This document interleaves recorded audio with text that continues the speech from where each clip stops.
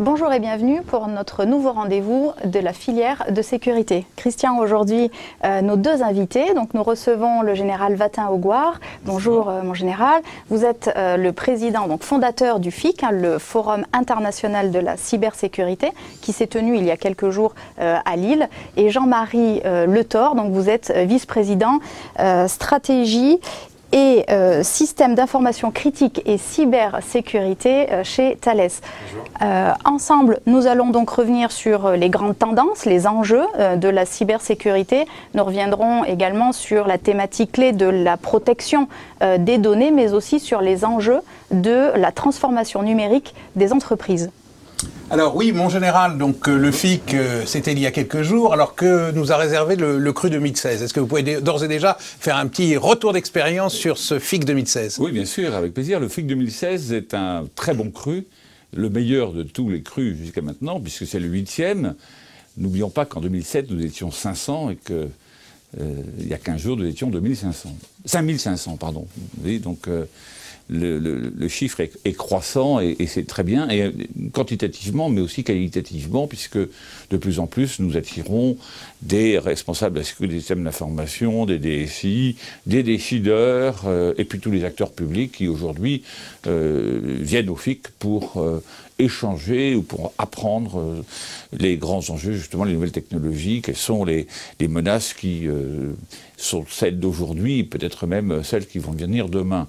Et ce qui me paraît important par rapport au FIC passé, c'est que là, l'Europe est revenue massivement avec le commissaire Oettinger. Et donc, c'est un plaisir pour moi parce que j'avais créé le FIC avec Jacques Barrot, qui était à l'époque commissaire européen, hélas décédé aujourd'hui, et l'Europe m'avait un peu abandonné au bout de la 5e édition. Bon. Donc aujourd'hui, elle revient, et je crois que c'est un signe fort qui montre qu'il y a peut-être enfin maintenant une stratégie européenne. Alors sur la stratégie européenne, on y reviendra dans quelques instants. J'aimerais avoir votre point de vue, Jean-Marie Le Thor, donc le point de vue de l'industriel. Thales est évidemment présent au FIC cette année encore. On a parlé des enjeux. Alors il est question de protection des données, il est question d'objets connectés, de threat intelligence. Alors est-ce que vous pouvez nous aider à y voir un petit peu plus clair dans ces enjeux que l'on voit donc pour 2016 et puis au-delà évidemment? Bien sûr, Mélanie. Ce qu'on voit, nous, c'est qu'il y a une multiplication des attaques, des typologies d'attaques et de la complexité des attaques. Et pourtant, on va rester concentré sur deux priorités qui sont avant tout être capable de détecter les attaques, peu importe qu'elles viennent de systèmes d'information, d'objets connectés ou de réseaux. La priorité, c'est d'être capable de détecter. Donc, équiper l'ensemble des acteurs avec des solutions de détection pour pouvoir prévenir les grandes conséquences. Ça, c'est la priorité, et ça restera la même, que ce soit pour les objets dont vous parliez, ou les grands systèmes d'information critiques. Et la deuxième priorité, c'est d'être capable de réagir en se protégeant. Et qu'est-ce qu'on va protéger? C'est finalement ce qui est le plus vital, le plus critique, c'est les données. C'est aujourd'hui l'or noir du 21e siècle, les données. Donc, protéger les données critiques et les systèmes d'information qui permettent de collecter, analyser, processer toutes ces données. Donc, pour faire très simple, face à la multiplication des attaques, restons concentrés sur deux priorités, la capacité de détection et la capacité de protection. Vous l'avez souligné, la protection des données, alors vous l'avez dit, hein, c'est l'or noir du 21e siècle. Mon général, il y a plusieurs défis à relever sur la protection des données. Hein. Il y a le défi stratégique, il y a le défi juridique et puis évidemment le défi sécuritaire. On en est tous conscients. Alors selon vous aujourd'hui, est-ce que la voie empruntée est la bonne? Que faudrait-il faire pour tendre vers peut-être plus d'efficience pour être efficace? La voie empruntée est la bonne. Dire qu'on va suffisamment vite, je n'en suis pas certain. Pour revenir sur ce qui vient d'être dit par notre ami, effectivement, il a bien situé les enjeux. Et pour moi, la donnée, c'est sans doute l'enjeu le plus important des 20 ou 30 prochaines années. Alors, vous me direz que je me projette très loin dans le temps. Parce que la sécurité des systèmes d'information, si je dis une bêtise qu'il me contredise, va être de plus en plus améliorée en amont, justement par des systèmes de détection, des systèmes de prévention, le big data qui va permettre de détecter des signaux faibles de cyberattaque. En revanche, ce qui risque d'être le moins protégé dans les années à venir, y compris pour les personnes, et surtout pour les personnes, ce sont les données à caractère personnel. Et là, il y a un vrai travail à faire pour les garantir, parce que l'or noir, c'est vrai pour l'économie, mais c'est l'intimité, c'est la sphère d'autonomie de chaque individu. Alors vous voyez qu'avec un monde hyper connecté, quand on est dans un contexte numérique où tous les objets vont devenir bavards, que vont devenir nos données, et notamment nos données à caractère personnel, et le plus important, nos données à caractère médical. Donc là, c'est pour moi l'enjeu majeur. Et quand on a choisi le thème des données pour le FIC 2016, on n'avait pas encore, si vous voulez, l'idée que le Safe Harbor allait remettre en cause l'accord entre la Commission et les Américains. On n'avait pas encore des précis sur ce qu'allait sortir effectivement du règlement européen sur les données. Mais au fur et à mesure, on a vu que ce thème était vraiment le thème brûlant, le thème d'actualité. Et ça, je pense que c'est un élément qu'il faut prendre en compte. Alors, Monsieur Le Thor, là on parle des données personnelles et en fait entre l'individu et l'entreprise, je dirais il n'y a qu'un pas puisque les gens maintenant ont les Boyd, ils ont donc les technologies mobiles, les plateformes de cloud, ils veulent travailler à la maison, etc. Donc toutes ces données finalement elles sont largement partagées. Est-ce que je dirais ça n'engage pas des nouveaux risques? Alors quelle est la nature de ces risques et comment prévenir ces risques lorsque l'entreprise finalement se dématérialise complètement? Mais vous avez raison, c'est une tendance qu'on voit aujourd'hui qui finalement est anxiogène. Il y a de nombreuses entreprises qui viennent nous voir, qui nous disent « Je souhaite bénéficier des nouvelles technologies, le cloud computing, le mobile, les réseaux sociaux, le collaboratif, pour accélérer ma transformation. » Vous savez bien, on parle toujours de transformation digitale, transformation numérique. Finalement, qu'est-ce que c'est? C'est utiliser à profit ces nouvelles technologies pour délivrer une meilleure expérience client, faire des gains de profitabilité, des gains d'efficacité, etc. Donc ça, c'est très bien.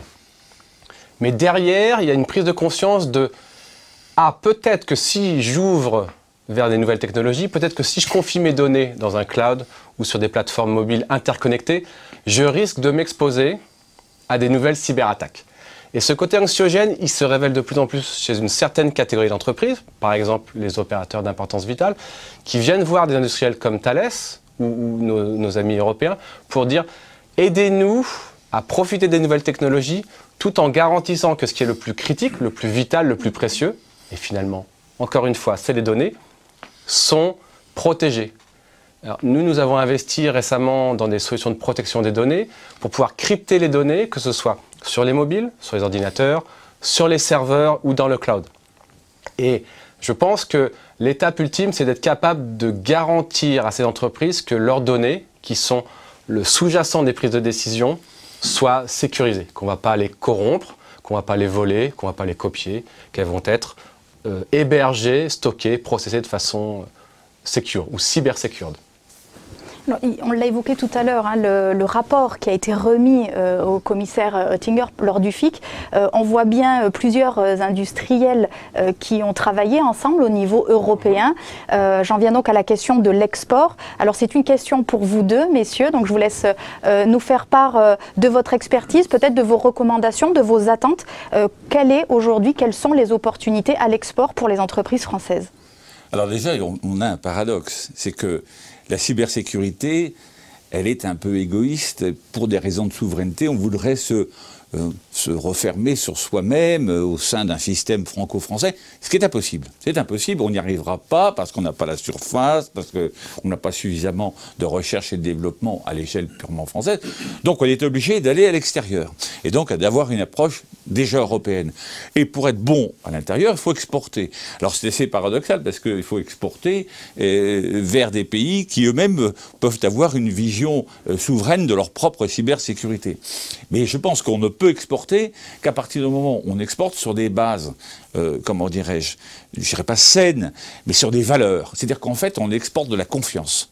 Et ça, c'est très important.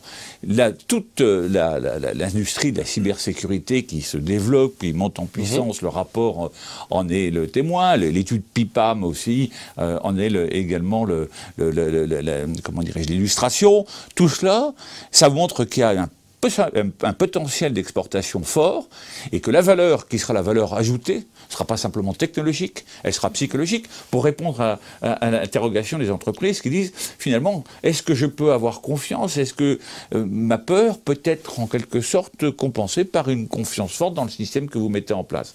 Donc la confiance, c'est vraiment la valeur clé qui va permettre justement aux entreprises d'exporter. Et je termine parce que notre ami est plus expert que moi sur le sujet, c'est que nous avons aujourd'hui de très nombreuses pépites, des start-up, des entreprises innovantes extraordinaires. Simplement, elles ont un problème de capitalisation. Elles ont un problème de surface. Et bien souvent, on va faire appel à des formules, des solutions étrangères qui sont sûres et pérennes, sûres en termes de continuité et de surface de l'entreprise qui les développe, mais pas forcément sûres sur le plan de la confiance, au détriment de petites entreprises françaises qui, elles, ne sont pas sûres sur le plan de la pérennité, mais qui, pour autant, apportent de la confiance. Donc là, il faut vraiment qu'on soit derrière ces entreprises, y compris par une capitalisation, je pense à la BPI, à d'autres organismes, parce qu'elles ont vraiment besoin de ça. Si on ne les aide pas, alors on est sûr qu'elles vont partir à l'étranger, leur savoir-faire sera racheté.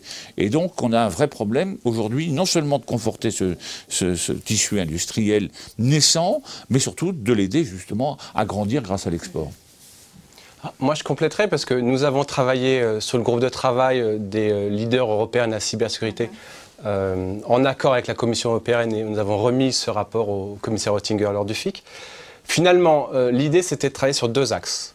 Le premier, c'est comment garantir une Europe qui sera plus cybersécurite. Qu'est-ce qu'on peut proposer comme recommandation? Et le deuxième, c'est de travailler sur l'émergence d'acteurs européens qui vont devenir des champions dans la cybersécurité. Et notamment, nous avons fait la recommandation de créer un label européen pour ouvrir le marché européen aux acteurs français, que ce soit des PME ou des grands groupes comme Thales, pour pouvoir offrir des solutions de confiance, certifiées, reconnues par l'ensemble des États, pour cybersécuriser l'Europe et garantir l'émergence de technologies de pointe portées par des industriels européens. Je pense que c'est un vrai mouvement, c'est une vraie volonté européenne et politique et industrielle. Et l'alliance des deux acteurs, du monde politique et du monde industriel, va nous permettre, je pense, d'accélérer dans cette direction. Merci messieurs. C'est la fin de notre rendez-vous de la filière de sécurité. Alors on se retrouve dans quelques jours avec notre prochain invité, Jérôme Robert, expert cybersécurité chez Lexi, avec qui nous reviendrons notamment sur la méthodologie de la Threat Intelligence et sur l'épineuse question du recrutement en matière de cybersécurité. Merci de nous avoir suivis. Très belle journée à tous.